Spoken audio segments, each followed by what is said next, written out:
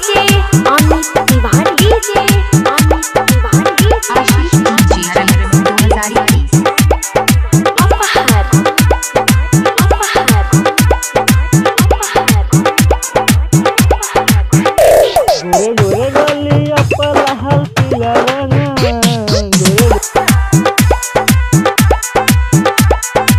गइला सीतावा के होलिया में बनवा। गोरे गोरे गलिया पर हर पीला रंगवा गइला सीतावा के होलिया में बनवा। घर के अंदर से होली निकला बाहर,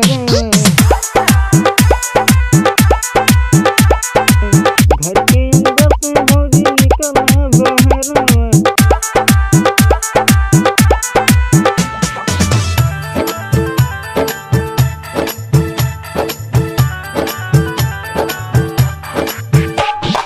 DJ Amit Tiwari, DJ Amit Tiwari, DJ Amit Tiwari, अपहर अपहर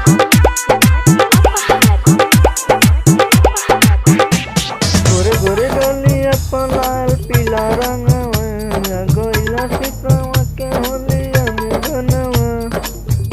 घर के अंदर से भौजी निकला बाहरवा, घर के अंदर से भौजी निकला बाहरवा। गोरे गोरे